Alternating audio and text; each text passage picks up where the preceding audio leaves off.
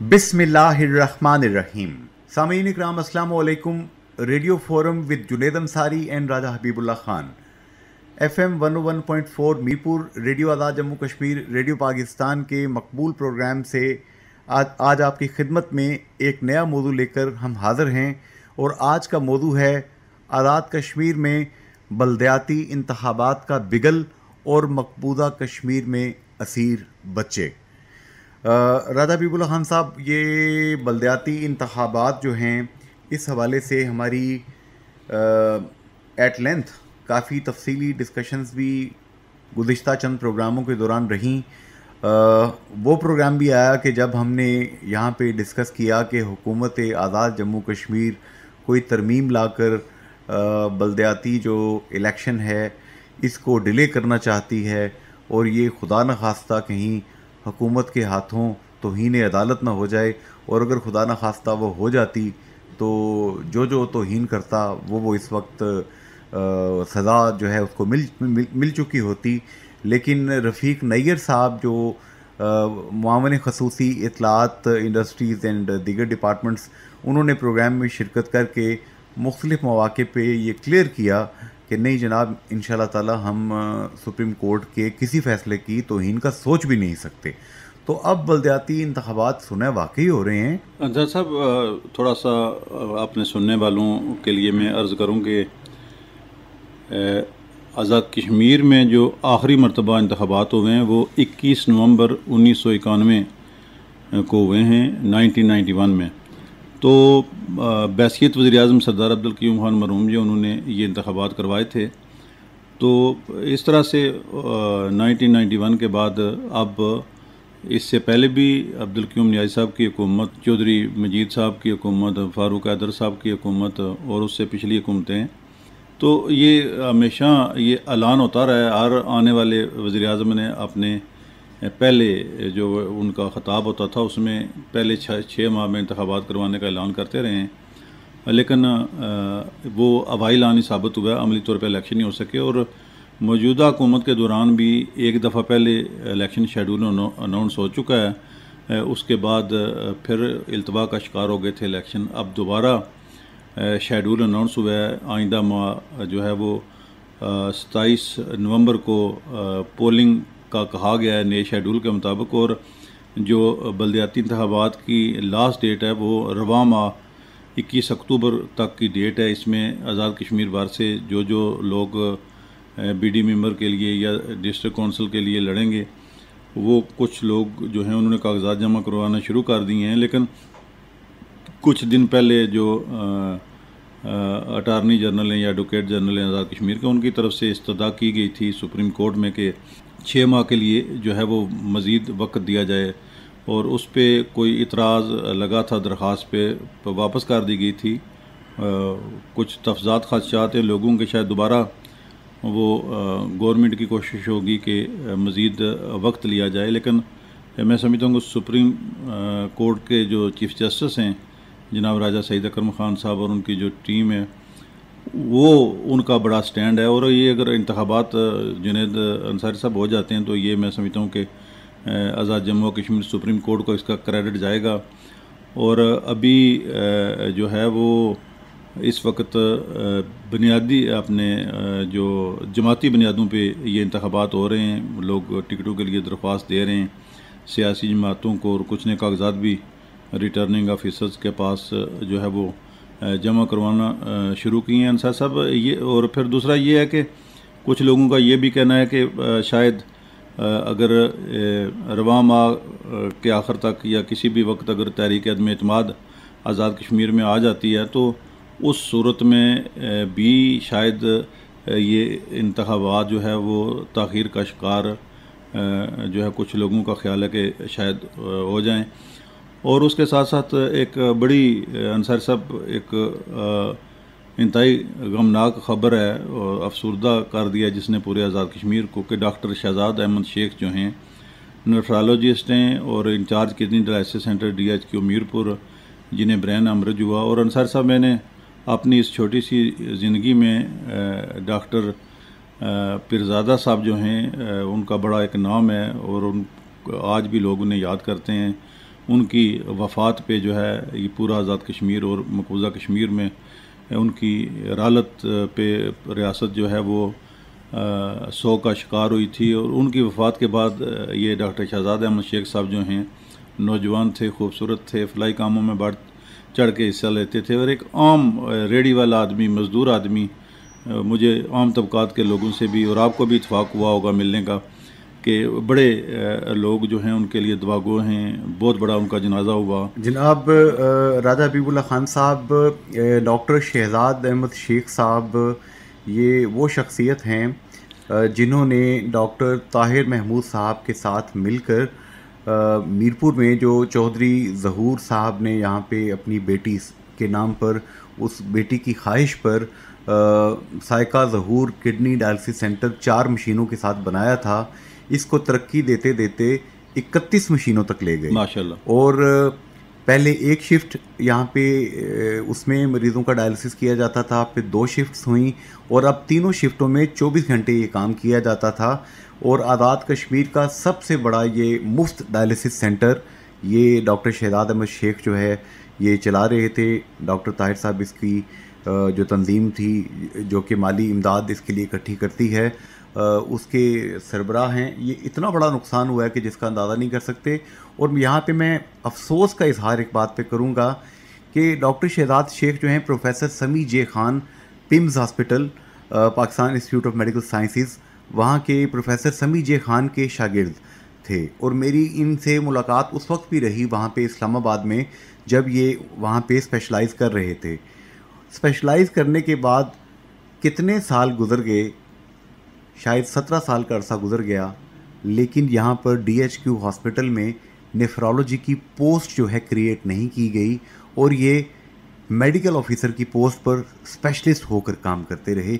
ये कितना बड़ा अलमिया है और बहुत दुख है इस बात का। हमारे रेडियो के बहुत से प्रोग्रामों में डॉक्टर शहजाद अहमद शेख साहब हमें वक्त दिया करते थे और यहाँ पे लोगों की गाइडेंस किया करते थे। अल्लाह पाक उनका वो जहान अच्छा करे, अल्लाह पाक उनकी फैमिली को, उनके ख़ानदान को सब्र जमील अता फरमाए। आमीन सुम्मा आमीन। अपने अंसार साहब, डॉक्टर साहब का जिक्र हुआ तो यहाँ आजकल मीरपुर में डेंगू बुखार, टाइफाइड बुखार और मुझे ज़राए से पता चला कि 1-2 मौत भी हो चुकी हैं और गुज़श्ता हफ्ते 2000 से ज़ायद डिस्ट्रिक्ट मीरपुर में डेंगू बुखार का लोग शिकार हुए हैं। इस हवाले से भी जो है हम कोशिश करेंगे कोई मुस्तनद जो डॉक्टर हैं वो लोगों को इस हवाले से बताएं। और जी, डेंगू बुखार के हवाले से राजा हबीबुल्लाह खान साहब, ये बुनियादी तौर पर इस पे हम प्रोग्राम, हमारा जो दूसरा क्लासिफाइड प्रोग्राम है जी जी रेडियो हेल्थ फोरम, उस पे हम अल्हम्दुलिल्लाह काफ़ी डॉक्टर्स को यहाँ पे इनवाइट भी कर चुके हैं और डॉक्टर्स ने गाइड किया है। बल्कि प्रोफेसर डॉक्टर अमजद महमूद खान, साबिक प्रिंसिपल मोहतरम बेनज़ीर भुट्टो शहीद मेडिकल कॉलेज,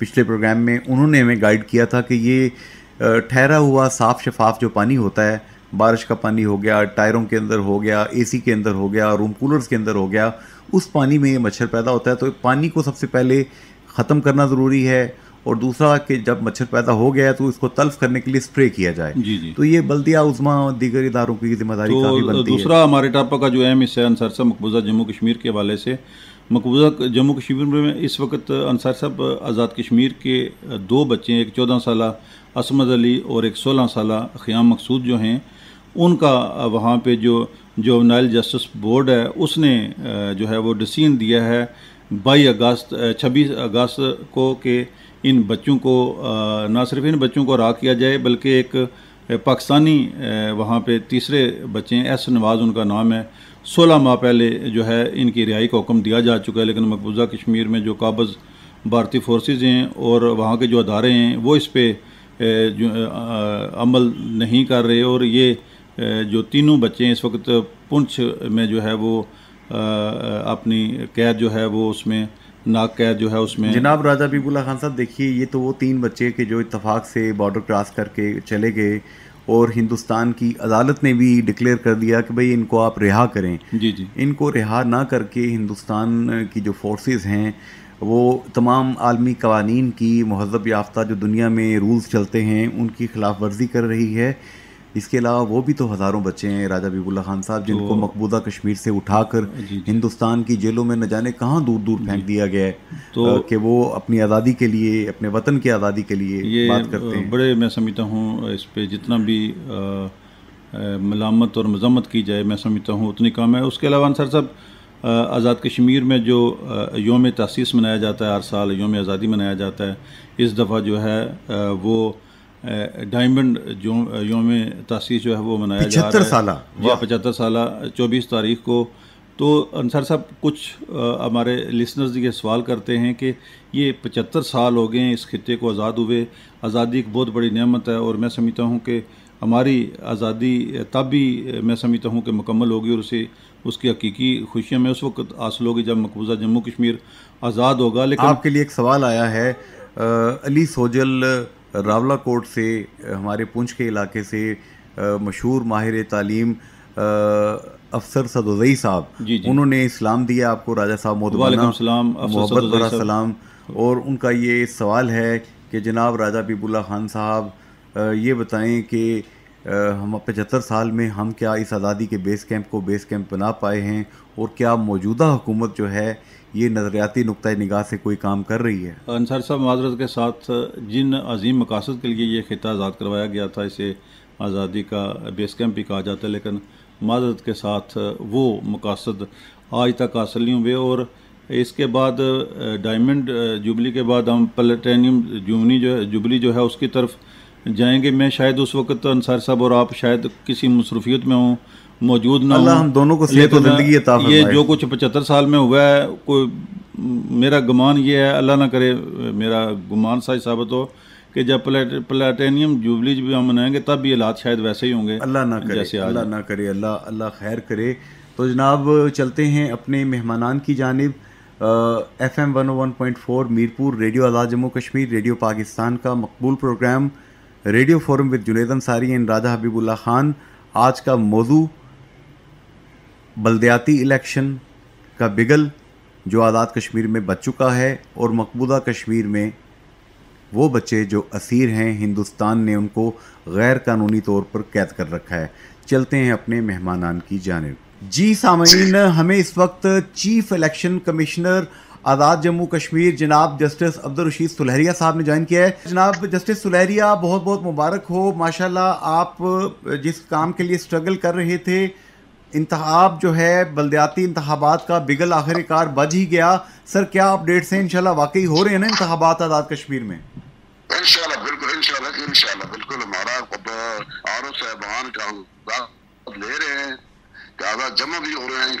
21 तारीख तक आज़ाद जमा होंगे, 22 को सुनवाई होगी, दूसरी बात 31 अक्टूबर को हो जाएगा फाइनल, हमारे पास हो आ जाएगा डेटा उनका सारा, तो नए निशानात के, तो 22 लोगों के इंटरेक्शन होंगे इंशाल्लाह।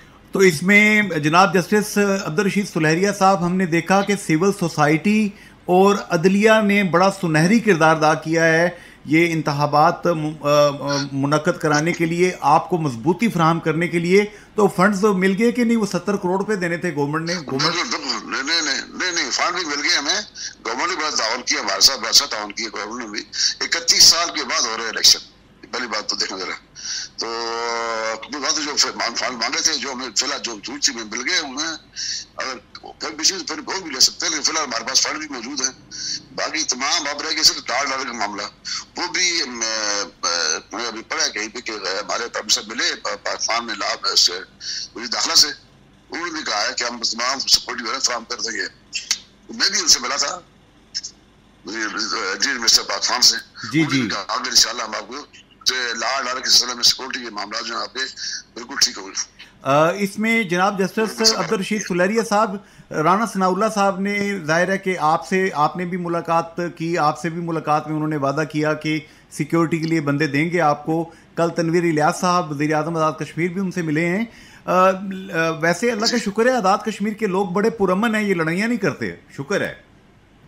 नहीं, बात सुने, ये लोकल इलेक्शन है ना, ये इलेक्शन घर का इलेक्शन, घर में इलेक्शन होता है। हाँ, ये थोड़ा सा एक्ट ये देखना, अब 5 रुपए वोटों वाला है, बनता है, मतलब जब इलेक्ट होता है तो यहाँ भी ज्यादा झगड़े होता है, ज्यादा बड़ा इलेक्शन हो, उसमें मसला कुछ नहीं होता। अल्लाह खैर करे। सोच गया मीरपुर की चार सीटें, तो पूरी मीरपुर 4 सीटें हैं ना जी जी जी, यहाँ तो हजारों सीटें हैं।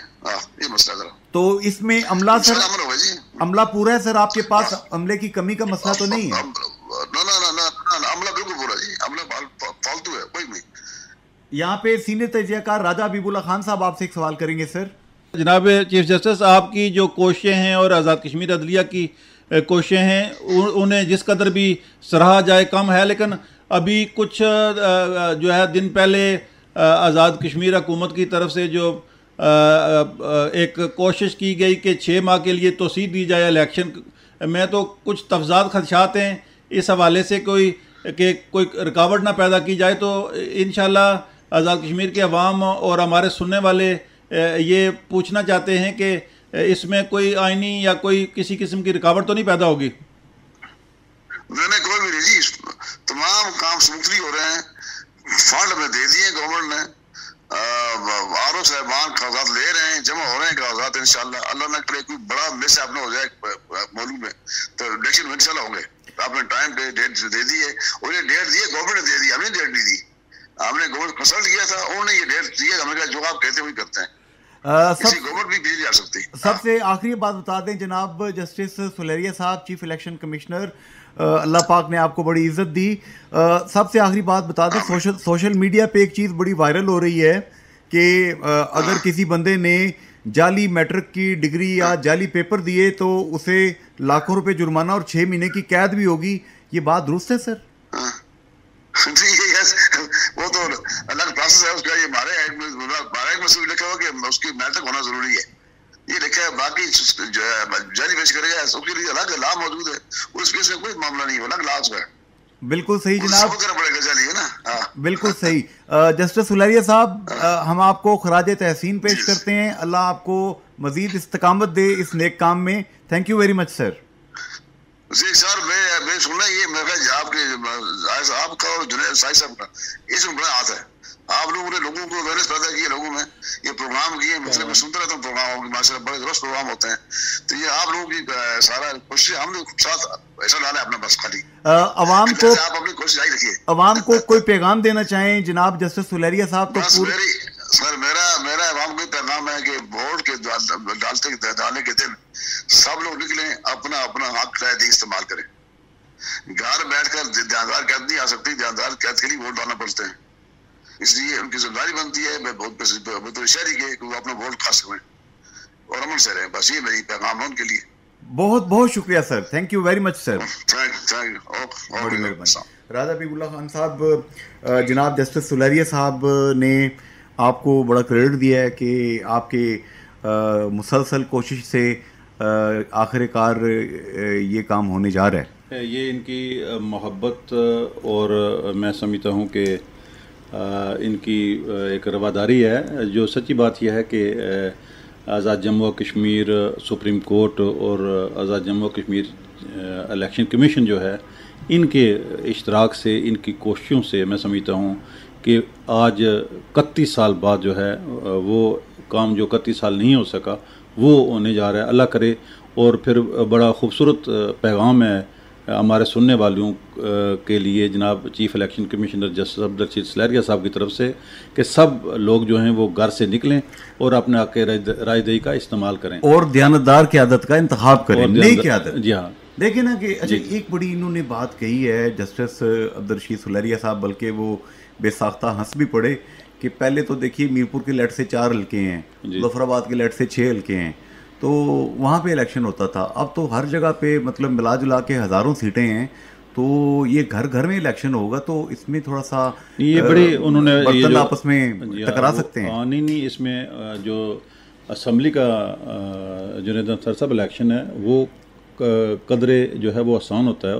वो इसलिए आसान होता है कि वो एक बड़ा हल्का होता है और उसमें जो है वो कोई उस तरह की ऐसी बात नहीं होती। लेकिन बहुत ज़्यादात पे लोग उतरे हुए नहीं होते। ये जो इलेक्शन होता है ये छोटे छोटे हल्के होते हैं, वहाँ पे बहुत सारे उम्मीदवार हैं, क्योंकि एक जो है वो ऐसा माहौल रहा है कि इतना अर्सा इलेक्शन नहीं हुए, तो वो लोगों के अंदर एक क्रेज़ है और वो ज़्यादा से ज़्यादा वो यकीनी तौर पे एक टिकट के लिए एक जो वार्ड है वहाँ से शायद 10 लोग किसी भी सियासी जमात के लिए टिकट के लिए अप्लाई करेंगे तो टिकट तो एक को मिलना है, तो बाकी जो हैं वो भी कोशिश करेंगे इलेक्शन लड़ें। इसके अलावा ऐसे लोग भी हैं जो जमातों के साथ उनकी उस तरह से वाबस्तगी नहीं है, वोट तो देते हैं लेकिन जमातें उन्हें रिकग्नाइज़ नहीं करती हैं उस तरह से, तो वो भी उनकी ख्वाहिश कोशिश और जमहूरी हक है, तो उसमें आज़ाद भी बहुत सारे होंगे। लेकिन जब इतने ज़्यादा जब उम्मीदवार होते हैं, कंटेस्टेड माहौल है, छोटा सा एक हल्का है, उसमें 500 800 हज़ार वोट हैं, एक जो वार्ड है उसमें 1100 1200 जितने भी, तो उसमें ज़ाहिर है जब इतने दर्जनों उम्मीदवार सामने आएंगे तो हर कोई अपनी कोशिश करेगा वोट लेने के लिए, और फिर वोटर भी जो है वो बहुत सियाना आजकल, तो उसमें फिर कई दफ़ा ऐसा होता है कि लड़ाई झगड़े के इम्कानात भी बढ़ जाते हैं। जस्टिस सुलेरिया साहब से जो मैंने क्वेश्चन किया कि जाली अगर कोई मैट्रिक की डिग्री मैट्रिक की वो सनद देगा तो उसे कैद हो सकती है राय साहब? यकीनन जी, उसके लिए एक अलग से कानून है, वो एक वहाँ बाद में ट्रिब्यूनल बनेगा, उसमें ट्रायल जो है या अदलिया करती है, तो वो भी एक प्रोसेस के तहत यकीनन ऐसा होगा। और वैसे लोगों में जोश व खरोश राय साहब काफ़ी ज़्यादा है मेरा ख्याल है। एक तो जोश व खरोश की बड़ी वजह जो है वो यही है कि एक ताख़ीर से इलेक्शन हो रहा है, और ताख़ीर भी दहियों पे मुश्तमिल है। तो दूसरा ये है कि आप देखें कि इस तरह के माहौल में जो है वो लोगों को ये बुनियादी जमहूरियतें हैं, और इसमें बड़ा ज़रूरी है कि अगर आपने जो जमहूरियत की रूह है, जो लीडरशिप की नर्सरियाँ इसे कहा जाता है, जो बल्दियाती इलेक्शन होता है, वो एक अरसे से और सीनियर लोग काफ़ी दुनिया से चले गए हैं, ये बड़ी खुशाइन बात है कि नई लीडरशिप सामने आएगी। और यहाँ से जो ये मैं ज़िमनन जिक्र करता चलूँ कि जब 60 की दहाई में सदर अयूब खान के दौर में पाकिस्तान और आज़ाद कश्मीर में पहली दफ़ा बल्दियाती इंतखाबात हुए, बेसिक डेमोक्रेसी, साबिक़ सदर आज़ाद कश्मीर राइज़ुल करनैन जो है उन्होंने अपनी सियासी कैरियर का आगाज़ जो है वो बैसियत बीडी मेंबर किया था, पहला इलेक्शन में जीता था, और बीडी मेंबर से लेके वो सदर रियासत तक गए। हाँ, तो आज जो हमारे नौजवान इन इंतखाबात में अल्लाह करे हों और खैरियत से हों, अमन से हों। बस एक चीज़ है राय साहब कि हमारा पाकिस्तान, प्यारा पाकिस्तान, हमारा प्यारा कश्मीर, यहाँ पे कबीले हैं, बरादरियाँ हैं, दीगर चीज़ें हैं। ये बरादरियाँ कबीले अल्लाह पाक ने कुरान पाक में क्लियर हमें बता दिया है कि ये शनाख्त के लिए हैं। बुनियादी चीज़ जो है इंसान का तकवा है, अल्लाह को वो प्यारा है जो कि मुत्तकी है। तो काश ये जो तस्बात हैं निकल जाएं कि तुम फ़लाँ कबीले से तल्लुक़ रखते हो, मैं फ़लाँ कबीले से हूँ, इस बात में भी सुने लड़ाइयाँ शड़ाइयाँ काफ़ी होती हैं। तो चलते हैं जनाब अब अगले मेहमान की जानिब। अब्दुल रशीद सुलेरिया साहब, चीफ इलेक्शन कमिश्नर आज़ाद जम्मू कश्मीर इलेक्शन कमीशन, उन्होंने अपील भी कर दी और पैगाम भी दे दिया कि जनाब बिल्कुल इलेक्शन हो रहे हैं, पक्की बात है, उनको पैसे भी मिल चुके हैं, डेट भी गवर्नमेंट ने दी है, और अल्लाह ना करे कि मुल्क में कोई खुदा ना खास्ता कोई बड़ा कोई सानहा पेश ना आ जाए, तो ये इलेक्शन होने हैं। पुरअमन तरीके से अपनी क़यादत का इंतखाब कीजिए, ये उनका मैसेज है, और नेक क़यादत का, दयानतदार और अहल क़यादत का इंतखाब कीजिए। चलते हैं अगले मेहमान की जानिब। जी सामीन, इस वक्त हमें साबिक वज़ीर आज़म आज़ाद जम्मू कश्मीर जनाब सरदार अतीक अहमद ख़ान साहब ने ज्वाइन किया है। Chief election commissioner Abdul Rashid Suleria sahab भी प्रोग्राम में शामिल हैं। जनाब सरदार अतीक अहमद ख़ान साहब, कैसे देखते हैं आज़ाद कश्मीर में जो आखिरी इलेक्शन हुआ था वो मुजाहिद अव्वल सरदार अब्दुल क़य्यूम ख़ान मरहूम ने करवाया था, बल्दियाती इलेक्शन, और अब 31 साल के बाद ये होने जा रहा है, क्या कहते हैं आप? जी अंसारी साहब, मोहतरम ऐसे है कि ये बड़ा अच्छा शगुन है, मैं समझता हूँ। 30-32 साल के बाद इलेक्शन हो रहे हैं, और दुनिया के तमाम ममालिक आप देखें, तरक्की-पज़ीर ममालिक में तो है ही है, लेकिन तरक्की याफ्ता ममालिक में बल्दियाती निज़ाम ही बुनियादी निज़ाम है जिसके ज़रिए कोई निज़ाम और कोई तामीर और तरक्की और लोगों के जो मामलात और मसाइल है उससे वाबस्ता है। बहुत अहम निज़ाम है हमारे लिए हर हवाले से। तो यहाँ किसी न किसी वजह से उलझाव का शिकार रहा, लेकिन अभी खुदा करके हुकूमत ने फैसला किया और इलेक्शन कमीशन ने भी हिम्मत की कि उन्होंने इलेक्शन शेड्यूल दे दिया है। अब तवक्को की जा रही है कि आने वाले दिनों में इलेक्शन हो जाए, खुदा करे। अभी भी इसको किसी न किसी तरह इसको शुबे की नज़र से देखा जा रहा है। बाज़ लोग कह रहे हैं कि बाज़ लोग सुप्रीम कोर्ट में जा रहे हैं, बाज़ लोग मैसेज शर्त के लिए हाई कोर्ट में जा रहे हैं। खुदा करे कि ये सारी सजा क्लियर हो जाए ताकि लोग पूरी तवज्जो से, पूरे इत्मीनान से तवज्जो दे सके और इंतखाबात में हिस्सा ले सके। ये बहुत अहम है, बड़ा इम्पोर्टेंट है। ये जो सियासी कारकुनों की खेत है, नर्सरी है, तो पीछे से पाइपलाइन सारी बंद हो गई है। तो बल्दियाती इलेक्शन का इनका बड़ा खुश है। तो आज से 3 महीने पहले सबसे पहले जो है वो अपने बल्दियाती पार्लिमानी बोर्ड बना दिए हैं, जिलों के अंदर बना दिए हैं, हल्कों के अंदर बना दिए हैं। हालांकि हम कमजोर हालत में है, लेकिन इस सारी बात के बावजूद जहाँ पर जिस हालत में भी है, हम बल्दियाती इलेक्शन को में जाना चाहते हैं। बाकी जमातों ने भी अब आहिस्ता आहिस्ता पार्लिमानी बोर्ड, बल्दियाती पार्लिमानी बोर्ड बना दिए हैं और सारी जमातें आहिस्ता आहिस्ता लगता है कि बादल नाखास्ता ही सही लेकिन तैयारी कर रही है। उनकी बात जेनवन शिकायत हैं, बात जायज शिकायत हैं, बात लिमिटेशन के मामला हैं, हदबंदियों के मामला हैं। वार्ड जो आज से कई साल पहले 2-3 वार्ड थी, वो एक वार्ड में तब्दील हो गई, तो उनको मल्टी वार्ड होना चाहिए था। बाद जगहों पर आबादी का सिलसिला ऐसा है कि आबादी 100 आदमी की है और वोट वहाँ 150 दर्ज हो गया किसी वजह से। इलेक्शन कमीशन के पास भी इतना टाइम तो ज़ाहिर था नहीं, बहुत शॉर्ट टाइम मिला उनको, लेकिन जो कुछ हुआ उस सारी बात के बावजूद ये खुश आइंद है और हौसला अफजा है। खुदा करे कि इलेक्शन वक्त पे हो जाए, इसलिए कि सर्दी नहीं पड़ रही है अभी। अगर 1-2 बारिश हो गई तो बाद इलाकों में बर्फबारी हो जाएगी, तो ये इलेक्शन हो जाए तो अच्छा है। जनाब सरदार अतीक अहमद खान साहब, ये जो आपने बात फरमाई है कि इलेक्शन हो जाए तो अच्छी बात है, और साथ आपने एक डेलिकेट सा लतीफ़ सा इशारा दिया है कि सुप्रीम कोर्ट में या हाई कोर्ट में बाद लोग कुछ अपील्स करने जा रहे हैं। गालबन गवर्नमेंट ऑफ आज़ाद कश्मीर के एडवोकेट जनरल साहब भी, उन्होंने कोई दरख्वास्त फ्लोट की थी जो कि गालबन उसके अंदर कोई ख़राबी थी, कोई कमी बेशी थी, जिसकी वजह से उसको वापस किया गया, रिटर्न किया गया है। तो आपको सरदार तनवीर इलियास खान साहब अपना इत्तेहादी कहते हैं पब्लिकली, आपको कोई इन्फॉर्मेशन हो क्या गवर्नमेंट की नीयत है ये इलेक्शन करवाने की? गवर्नमेंट तो इलेक्शन करवाना चाहती है, उन्होंने कोई जरूरी इब्तदाई जो फंडिंग थी वो भी इलेक्शन कमीशन को कर दी है और गवर्नमेंट इलेक्शन करवाने में गवर्नमेंट को कोई ताजुर्री है। प्राइम मिनिस्टर 2-3-4 दफा कह चुके हैं, लेकिन मजबूरी तौर पर ये निज़ाम हमारा ऐसा है, पाकिस्तान हो या आज़ाद कश्मीर हो, ये चीज़ें बहुत अरसे से मौजूद नहीं है और लोग अपने इख्तियार जो है उनको नीचे मुंतकिल करने के लिए तैयार नहीं होती। डेवलपमेंट फंड है, तामीर तरक्की है, मुकामी मामला और मसाइल है, ये सारी चीज़ें बहुत अरसे से MLA के पास, वज़रा के पास, पार्लिमानी सेक्रेटरी के पास, इनके पास चली गई है। और नफ्सियाती तौर पर इंसान कोई भी जो है वो चौकीदारी का इख्तियार और नंबरदारी का इख्तियार कोई नहीं छोड़ना चाहता। तो इस तरह का एक नफ्सियाती रुकावटें मौजूद होंगी, हर सतह पर मौजूद होंगी, अपोजिशन की सतह पर भी, गवर्नमेंट की सतह पर भी।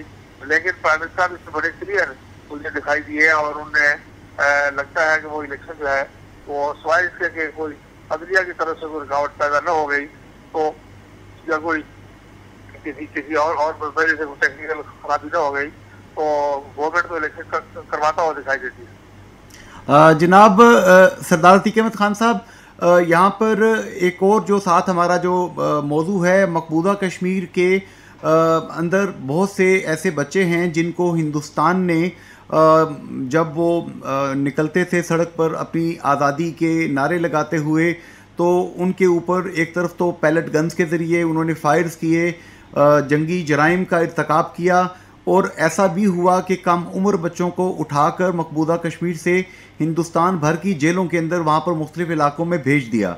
अभी एक और यूनिक सा एक केस है कि जुवेनाइल जो कोर्ट है हिंदुस्तान की, उसने उन 3 बच्चों को रिहा करने का हुक्म दिया जो कि आज़ाद कश्मीर से गलती से चले गए थे मकबूजा कश्मीर और वहाँ से हिंदुस्तानी फोर्सेस ने उनको पकड़ लिया।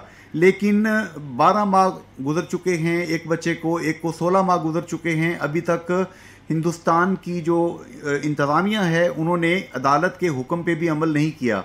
इस एटीट्यूड को आप क्या सरदार अतीक अहमद खान साहब कमेंट करेंगे? देखिए मोहतरम ऐसे है कि जहाँ तक मकबूजा कश्मीर की सजा का ताल्लुक है, वहाँ जिंदगी के हर शोबे को अलग अलग टारगेट किया गया है। वहाँ लोगों के घर गए हैं, प्रॉपर्टीज डिस्ट्रॉय की गई है, मोलेस्टेशन की गई है, गैंग रेप्स किए गए हैं, छोटे ताजिरों को अलग नुकसान पहुंचाया गया है, बड़े ताजिरों को अलग नुकसान किया गया है। जिम्मेदारों के सेब के बागात जो है और फ्रूट के जो बागात हैं वो दरख्त काट दिए गए, सैकड़ों और हजारों के हिसाब से दरख्त काट दिए गए हैं, लोगों का कल्चर तब्दील करने की बात हो रही है, लोगों के लिबास के ऊपर पाबंदी लगाने की बात हो रही है कि कश्मीरी लिबास पहन के आप दफ्तरी टाइम है दफ्तर में नहीं जा सकते। नाम जो सड़कों के स्कूलों की इमारत के थे वो तब्दील करने की बात की जा रही है। पैलेट गन का इस्तेमाल हुआ। फिर जहाँ जहाँ हमारा पेपर माशी का काम था और कश्मीरी गारमेंट थे और कश्मीरी इंडस्ट्री थी, कश्मीर का ट्रेड था, उस सारे को डिस्ट्रॉय करने के लिए वहाँ से लोगों को उठा के दूसरे इलाकों में भेज दिया गया। खासतौर पर कश्मीरी आर्टिसन है, कश्मीरी कारीगर हैं, उनको वहाँ से उठाया गया ताकि कश्मीर की अपनी जो हज़रत शाह हमदान के ज़माने की जो इंडस्ट्री है उसको नुकसान पहुँचे। फिर बच्चों को उठा के और यतीम बच्चों को उठा के, बेगुआन को उठा के दूर दराज जेलों में भिजवा दिया गया। फिर मावरा अदालत जो कत्ल है, जो मावरा अदालत कैद है, जो मावरा अदालत टार्चर है, जो मावरा अदालत डेथ सेल है, उसमें लोगों को वहाँ बंद करके रखा हुआ है। और सालों के हिसाब से अदलिया के फैसलों के बावजूद आप देखते हैं इंतजामी उस पर अमल नहीं कर रही। तो ये सारी बात हिंदुस्तान की इंतजामिया की आवाज बाखुदी का पता देती है, खबर देती है। और ये पता चलता है कि हिंदुस्तान तमाम जराए जितने हैं अपने से लेकर इसराइल के तजर्बात तक उन्होंने सबको कंबाइन किया है और सारे मजालिम कश्मीरी पर करना शुरू किए हैं। तो ये सारी बात सारे हरबे मैं समझता हूँ जब हम ये देखते हैं कि हिंदुस्तान की फौज में कोई कमी नहीं हुई, हिंदुस्तान की मकबूजा कश्मीर में फौज की तादाद हुई है, तो हम ये समझते हैं कि सारी बात के बावजूद तहरीक मौजूद है।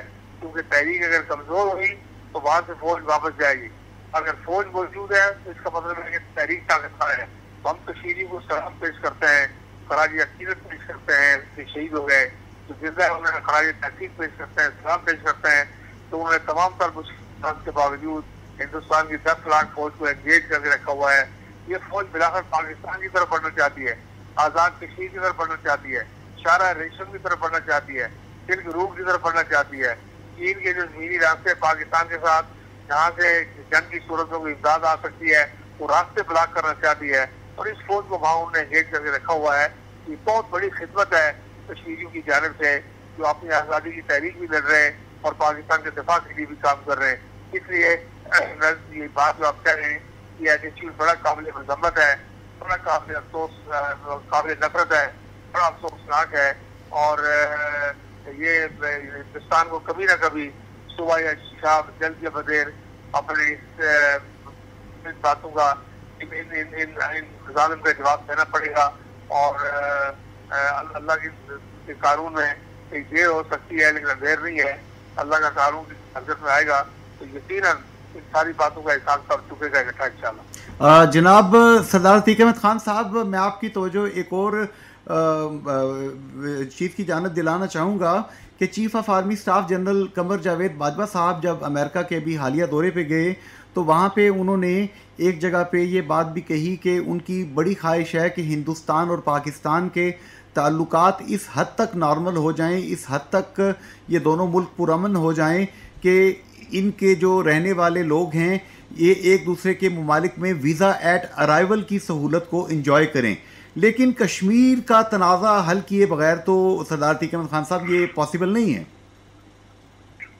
देखिए, जो बात जनरल बाजवा साहब ने अमेरिका में मुख्तलिफ वाक़े के ऊपर बात करते हुए, तस्वीर करते हुए, इंटरव्यू देते हुए, गुफ्तगू करते हुए, सेमिनार में मुख्तलिफ मौक़ों पर गई है, वो पाकिस्तान का एक देरीना मौक़िफ़ है हिंदुस्तान के साथ ताल्लुकात के हवाले से। तो वो कोई नई बात नहीं है, बल्कि वो ये बात जो है वो फील्ड मार्शल अयूब खान के ज़माने से लेकर अगर आप चलें जनरल साहब के ज़माने में तो 2 बार टैक्स की बात हुई थी कि जंग न करने का फायदा। और उसके बाद भुट्टो साहब के ज़माने में आए इंजीर साहब को देखें, मियां नवाज शरीफ को देखें। देखिए, सवाल ये पैदा होता है कि आपको हिंदुस्तान की आज़ाद देख रहे हैं। जनरल कमर बाजवा साहब ने तो अच्छा किया, उन्होंने अच्छी ख्वाहिश का इजहार किया, पाकिस्तानी और अहले पाकिस्तान की यही ख्वाहिश है।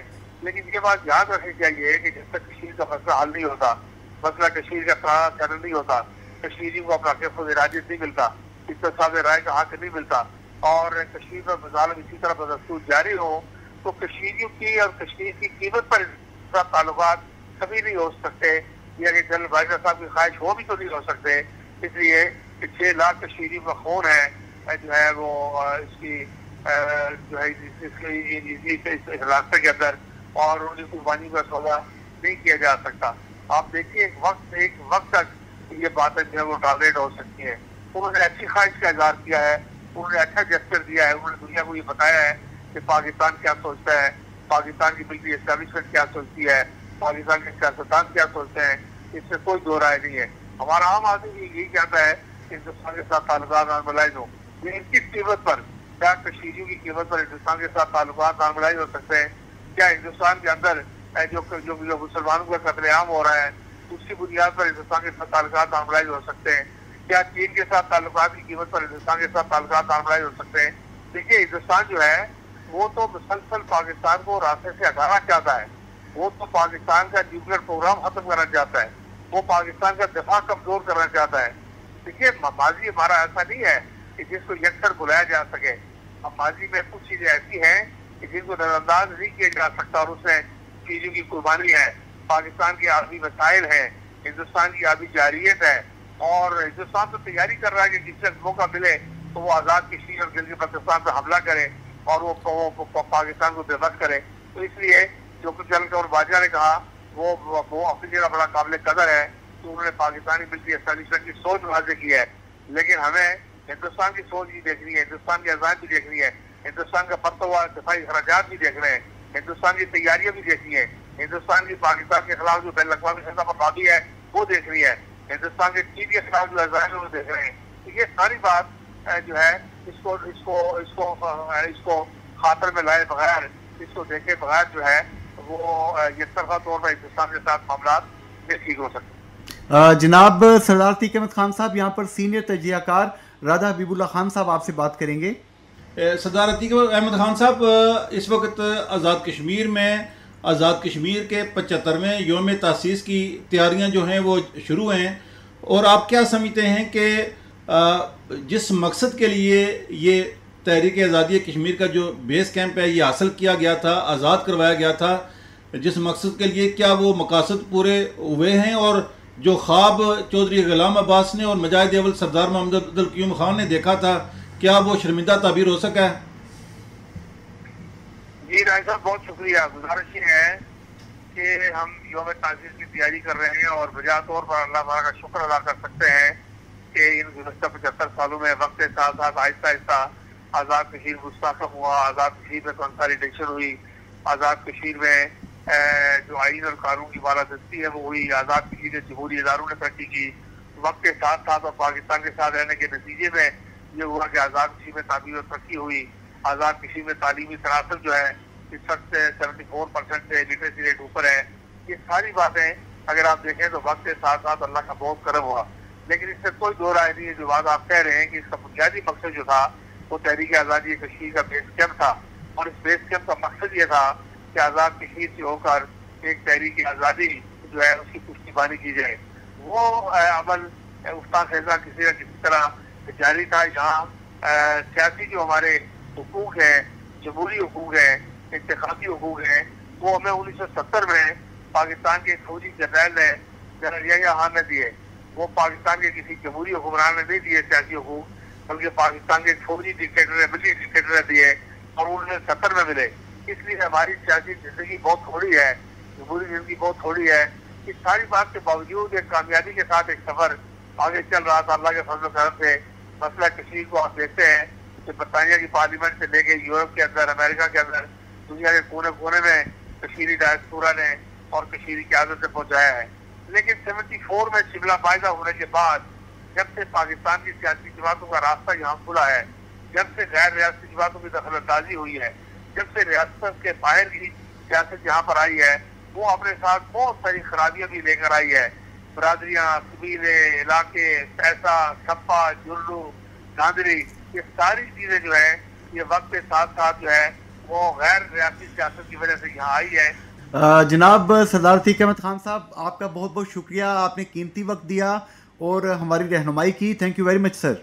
जी राधा हबीबुल्ला खान साहब, सरदार अतीक अहमद खान साहब ने एट लेंथ गुफ्तगू की है और जो बातें कही हैं, क्या कहते हैं आप इन पे? जी जुनैद अंसार साहब, सरदार अतीक अहमद खान साहब ना सिर्फ साबिक़ वज़ीर-ए-आज़म आज़ाद कश्मीर हैं, बल्कि जो आज़ाद कश्मीर की पहली सियासी जमात आल जम्मू व कश्मीर मुस्लिम कॉन्फ्रेंस उसके सुप्रीम हेड हैं और मुजाहिद अव्वल सरदार मोहम्मद अब्दुल करीम खान के साहबजादे हैं।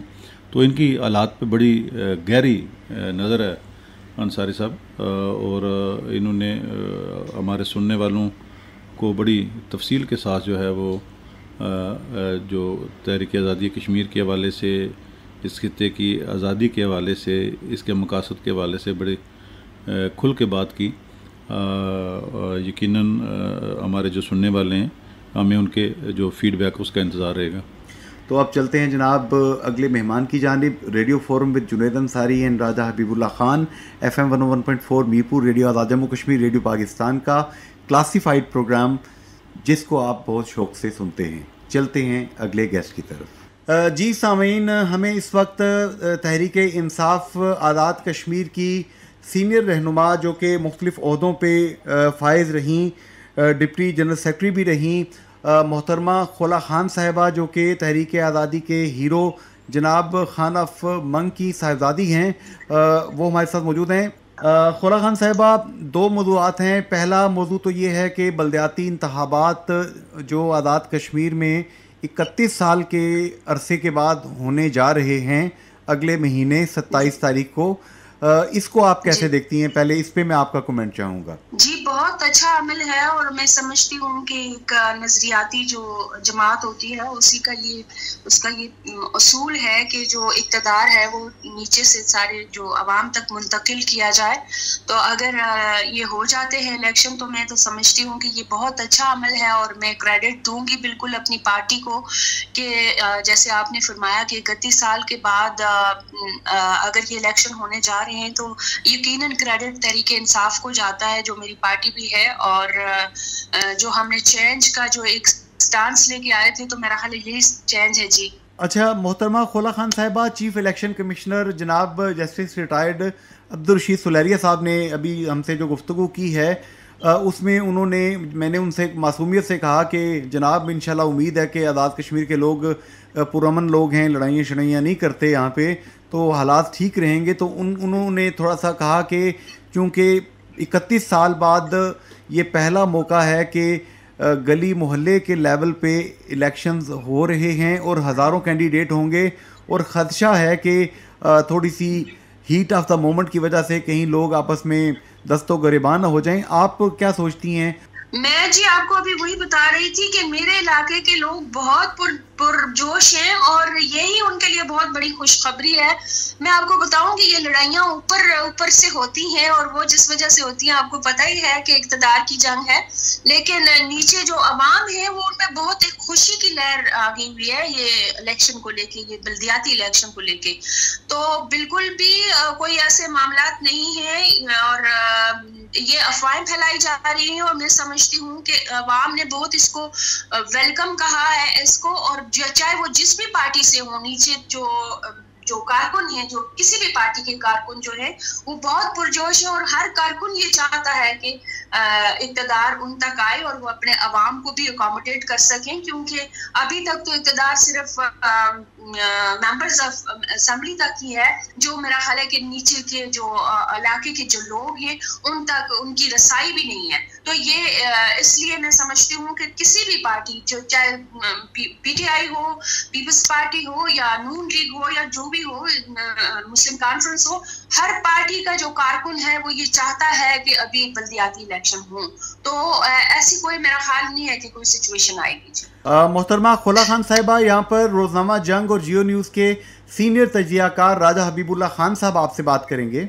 मोहतरमा, इस वक्त आज़ाद कश्मीर में PTI की हुकूमत है और ये जमहूरी हवाले से कहा जाता है कि जो बल्दियाती इंतखाबात हैं या जो तुलबा यूनियंस होती हैं ये बुनियादी तौर पे लीडरशिप की नर्सरियाँ होती हैं।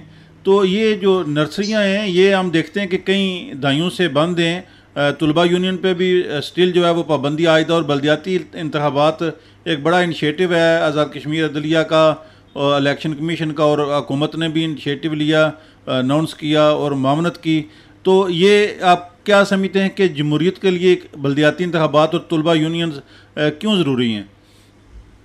जी बहुत ज़रूरी है। जैसा मैंने अभी पहले भी अर्ज किया है कि देखें कि हमारी जो पॉलिटिकल पार्टीज होती हैं या जो पॉलिटिकल यूनियन होती है, तो तलबा यूनियन जो है वो एक जड़ की हैसियत, रीढ़ की हड्डी की हैसियत रखती है जो किसी भी पॉलिटिकल पार्टी के लिए। तो हमारे जो तलबा है वही फहम फरास्त भी रखते हैं। वो आज के इस जदीद दौर में हमारे जो तलबा है या हमारे जो नई नस्ल है वो माशाल्लाह बहुत लर्नेड है और बहुत उनके पास एक्सपोजर है जदीद दुनिया का। तो जब हम पुराने लोगों को ही वहां पे बिठा के रखेंगे, तरक्की को रोकने की बात है मैं समझती हूँ। तो नए लोगों को आगे आने के लिए उनको ये जो बल्दियाती इलेक्शन है इसके जरिए हमारे नए लोग आगे आएंगे। और जो तलबा यूनियन होती है, जो तलबा होते हैं वही एक हक की आवाज उठा सकते हैं। उनका एक कंपैशन होता है अपने लोगों के लिए, अवाम के लिए। उनको कोई इससे लेना देना नहीं होता कि हम अपने फायदे की बात करेंगे। अवाम वो अवाम के लिए बात करते हैं और निडर होते हैं। तो मैं समझती हूँ कि इन पे पाबंदी भी हटनी चाहिए और हमारे तलबा को आगे, क्योंकि कल को इस मुल्क की भागदौड़ जो है वो हमारी नई नस्ल ने संभालनी है, उनके सपोर्ट करने हैं हमने। और उनके पास नए नजरियात है, उनके पास जदीद तालीम है, तो उससे हमें फायदा उठाना है।